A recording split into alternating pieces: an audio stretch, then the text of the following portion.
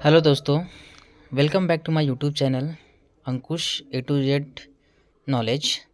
तो दोस्तों आज मैं आपको बताने वाला हूं कि नीट यूजी का जो है एंट्रेंस एग्ज़ाम का फॉर्म वो कैसे फिल करना है।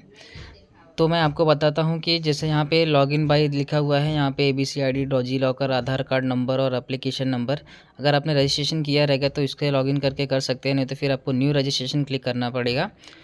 उसके बाद ऐसा कि आप एक इंटरफेस ओपन हुआ है जिसमें कैटेगरी मेंशन है कि किसका कितना फ़ीस लगने वाला है। तो जनरल कैटेगरी का जो फ़ीस है वो 1700 लगने वाला है, OBC वालों का जो फ़ीस है वो 1600 लगेगा, और SC और ST वाले जो कास्ट वाले हैं उनकी जो फ़ीस है वो 1000 रुपीज़ है। उसके बाद हम नीचे स्क्रॉल डाउन करके चलते हैं, यहाँ पे चेक बॉक्स पर क्लिक करते हैं, एग्री करते हैं। उसके बाद क्लिक हियर टू प्रोसीड पे क्लिक करते हैं। उसके बाद यहाँ पे दिख रहा है कि login and identification for online submission of application form.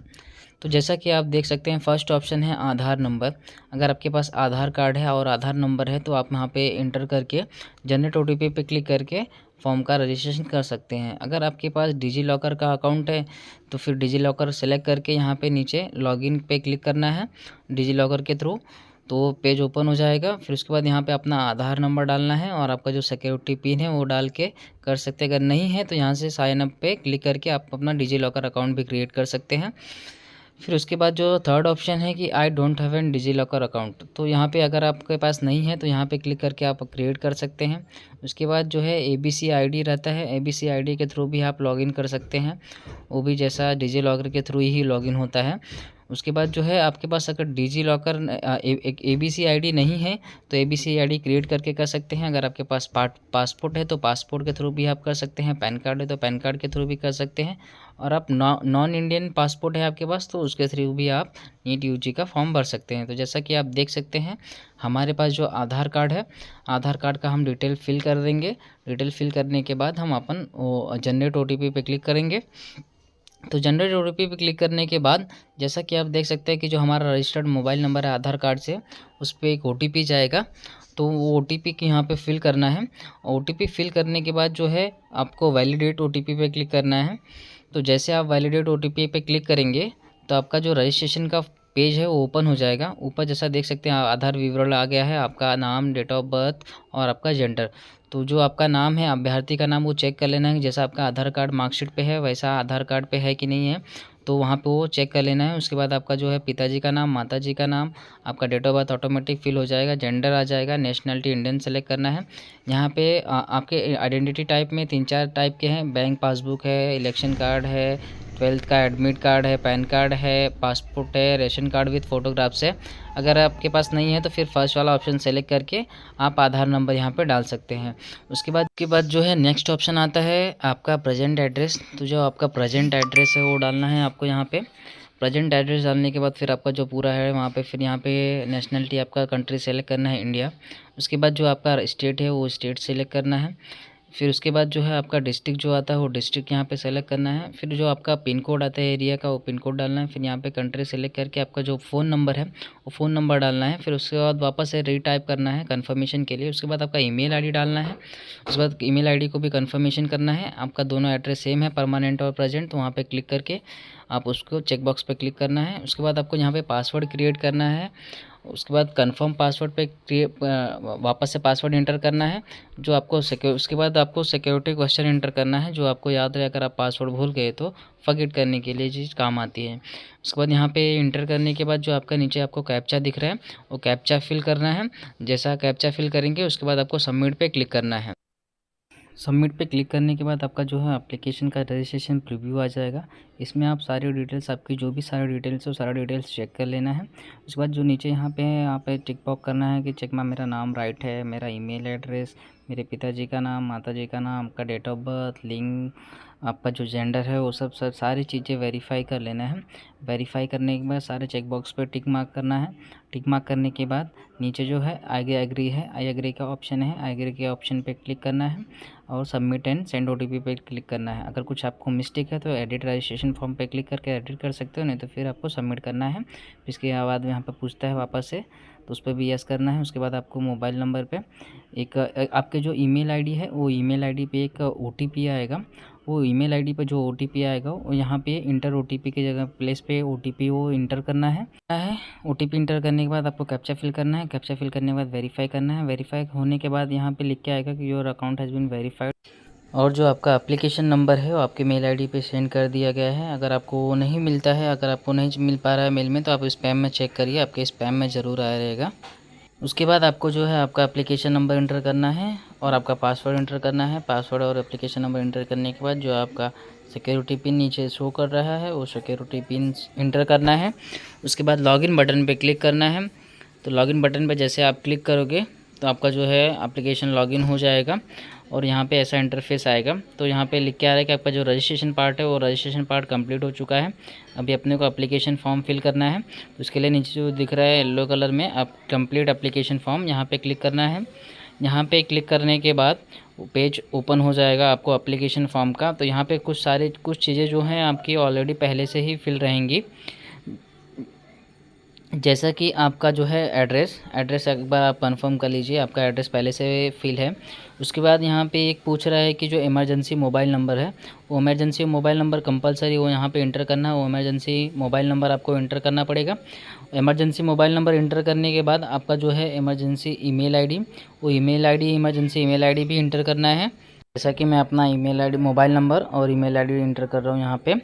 तो दोनों चीज़ें इंटर करने के बाद हमें नेक्स्ट ऑप्शन पे जो नीचे है, नीचे सेव एंड नेक्स्ट ऑप्शन पे क्लिक करना है।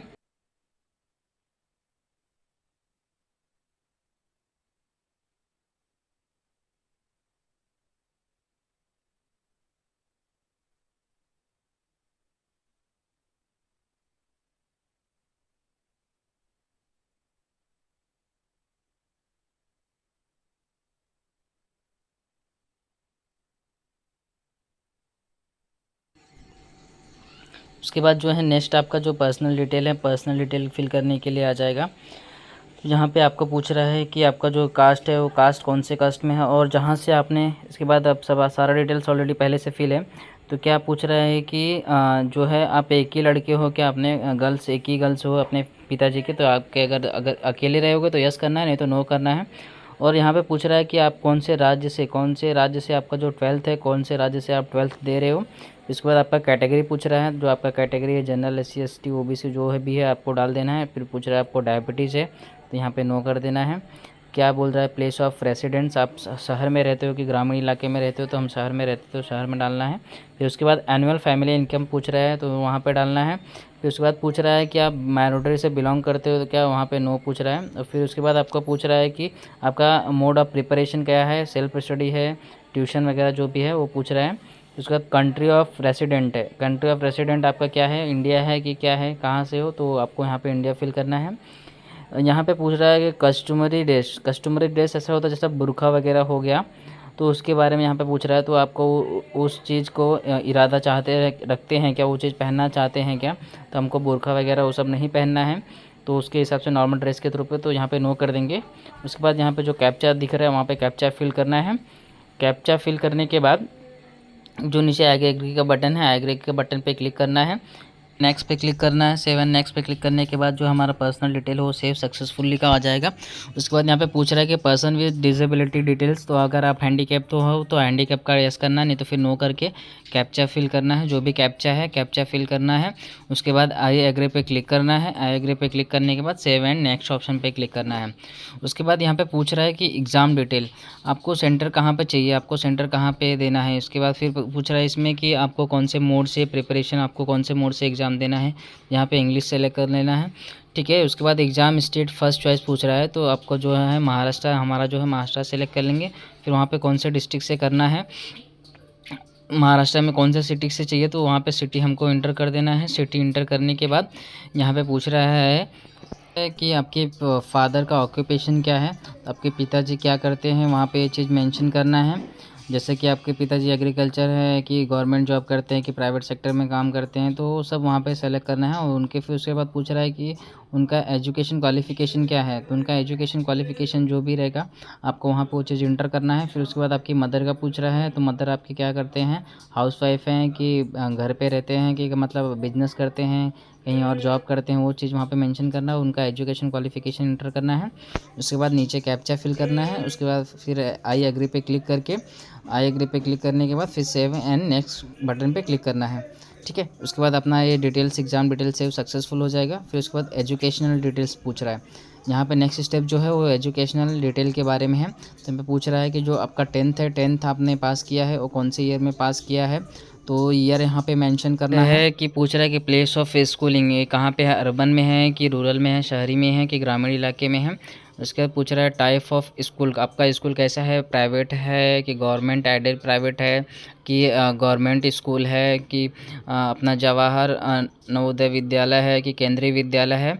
तो आपका जैसा भी रहेगा उसके हिसाब से आपको सिलेक्शन करना है। और फिर उसके बाद वो स्टेप सेलेक्ट करने के बाद कि क्वालिफाई एग्जामिनेशन स्टेट, आपको कौन से स्टेट से क्वालिफाई हुए हो वहाँ पे वो इंटर करना है। उसके बाद क्वालिफाइंग एग्जामिनेशन डिस्ट्रिक्ट, कौन से डिस्ट्रिक्ट से आपने दिया है, तो आपको वहाँ पे वो डिस्ट्रिक्ट सेलेक्ट कर लेना है। फिर कौन सा बोर्ड था आपका जो भी बोर्ड रहेगा वो बोर्ड आपको यहाँ पे सिलेक्शन कर लेना है। उसके बाद जो है आगे पूछ रहा है कि आपका स्कूल का नाम और उसका एड्रेस, तो आपका जो स्कूल का नाम है आपको स्कूल का नाम वहाँ पर इंटर करना है। उसके बाद उसका आपको जो स्कूल का पिन कोड है वो पिन कोड इंटर करना है। फिर उसके बाद जो आपका रोल नंबर है 10th का, वो रोल नंबर आपको यहाँ पे इंटर करना है। फिर आपके परीक्षा मोड जो है परसेंटेज में डालना है कि किस तरीके से डालना है, तो आपको परसेंटेज में डालना है। फिर उसके बाद जो टोटल मार्क्स है, कितने मार्क्स में से आपको कितना मार्क्स, ऑप्टेन मार्क्स इंटर करना है, तो परसेंटेज ऑटोमेटिकली कैलकुलेट होकर आ जाएगा। फिर उसके बाद यहाँ पे 11वीं का डिटेल पूछ रहा है, तो 11th का जो आपका स्कूल है, कॉलेज है, उसका डिटेल यहाँ पे इंटर करना है। कॉलेज का डिटेल जो भी है आपका वो इंटर यहाँ पे पास सेलेक्ट करना है। फिर उसके बाद पासिंग ईयर सेलेक्ट करना है। फिर उसके बाद जो है प्लेस ऑफ स्कूल कहाँ पे है, अर्बन में आता है कि रूरल में आता है, वो सेलेक्ट करना है। आपका स्कूल का कॉलेज का टाइप क्या है, प्राइवेट है कि गवर्नमेंट है कि कैसे, वो चीज़ वहाँ पे इंटर करना है। फिर उसके बाद क्वालिफाइंग एग्जामिनेशन स्टेट, आपने कहाँ से 11th का एग्ज़ाम पास किया है, वो चीज़ यहाँ पे इंटर करना है नेक्स्ट स्टेप में। उसके बाद पूछ रहा है कि वहाँ पे डिस्ट्रिक्ट कौन सा है। उसके बाद वो पूछ रहा है कि कौन सा बोर्ड आता है, कौन से बोर्ड के अंडर में आपने 11 दिया है, तो फिर वहाँ पे वो आपको सेलेक्ट कर लेना है वहाँ पे। उसके बाद फिर पूछ रहा है कि कॉलेज का नाम, कौन से कॉलेज से आपने किया है, वो कॉलेज का नाम यहाँ पे इंटर करना है। उस कॉलेज का पिन कोड यहाँ पे आके इंटर करना है। फिर आपका जो 11th का रोल नंबर है, रोल नंबर इंटर करने के बाद जो आपका परसेंटेज है, परसेंटेज में सेलेक्ट कर लेना है, टोटल मार्क्स कितना था आपका और आपको कितना मार्क्स ऑब्टेन हुआ है। उसके बेस पे आपका जो परसेंटेज है, परसेंटेज कैलकुलेट होकर निकल आएगा। फिर 12th का डिटेल पूछ रहा है, अगर आप 12th पास किए हो तो 12th पास पे क्लिक करना है, नहीं तो अगर आप अपीयरिंग हो तो अपीयरिंग सेलेक्ट करना है। फिर उसके बाद जो है कि यहाँ पे परीक्षा कोड पूछ रहा है, तो परीक्षा कोड कैसा है कि अगर आप अपीयरिंग रहोगे तो कोड 1 ऑटोमेटिकली आएगा, नहीं तो फिर अगर आप पास रहोगे तो वहाँ पे कोड 6-7 तक आता है।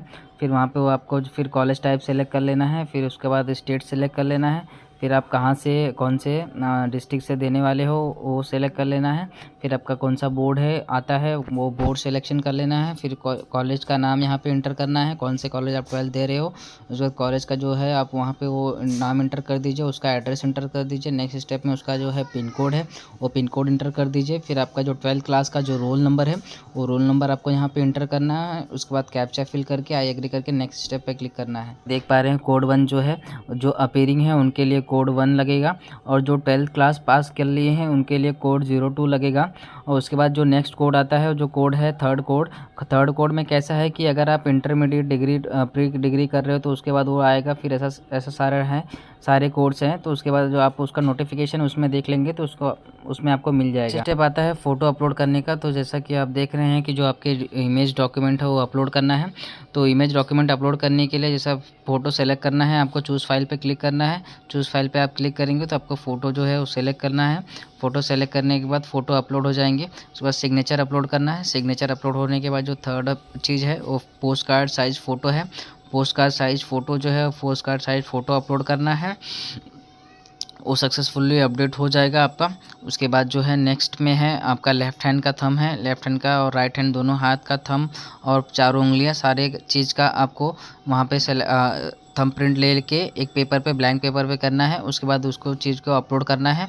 जैसा कि यहाँ पे देख रहे हो मैं अपलोड करने जा रहा हूँ, तो उसकी साइज़ जो है बड़ी है। तो मैं आपको बता देता हूँ कि फ़ोटो की जो साइजिंग है वो रिसाइज़ कैसे करना है।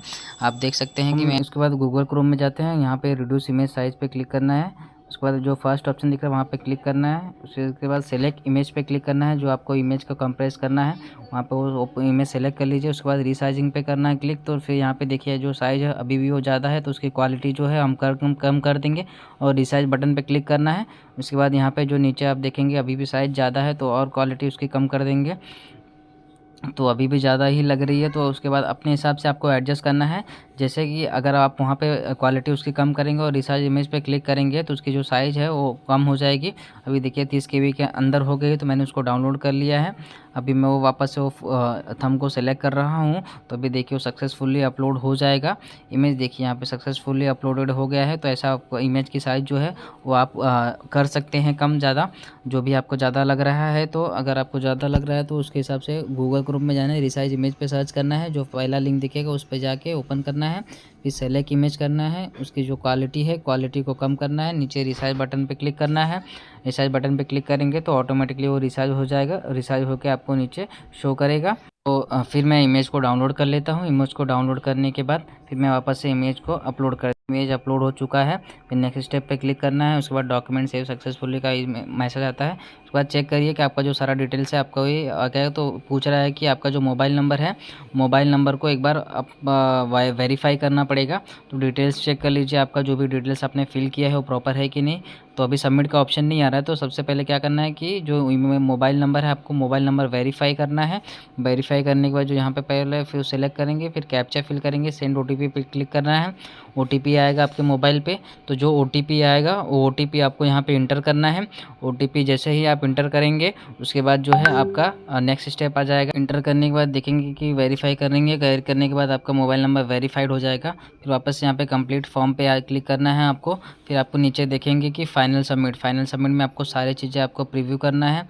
प्रीव्यू करने के बाद सारी चीज़ें चेक करना है, सारी चीज़ें अगर प्रॉपर रहेंगी आपकी तो आपको जो फॉर्म है आपका फाइनल सबमिट करना है।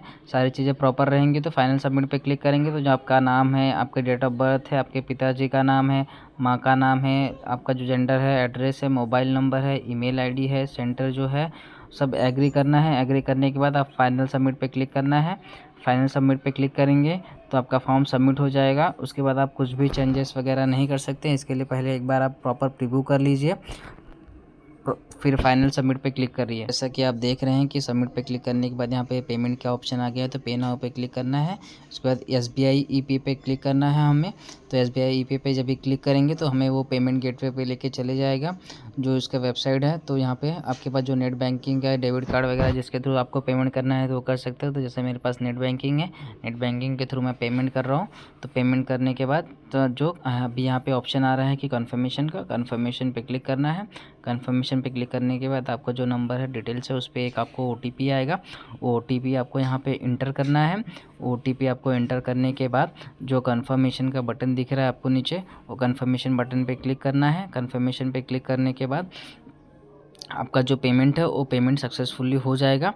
जैसे कि देख सकते हैं आप, यहाँ पे लिख के आ रहा है कि योर पेमेंट वाज सक्सेसफुल। उसके बाद कुछ टाइम तक वेट करना है, फिर ऑटोमेटिकली वेब पेज पे लेके चले जाएगा। तो यहाँ पे आपका स्टेटस दिखा रहा है कि जो पेमेंट का स्टेटस है वो सक्सेसफुल हो चुका है। धन्यवाद दोस्तों वीडियो देखने के लिए।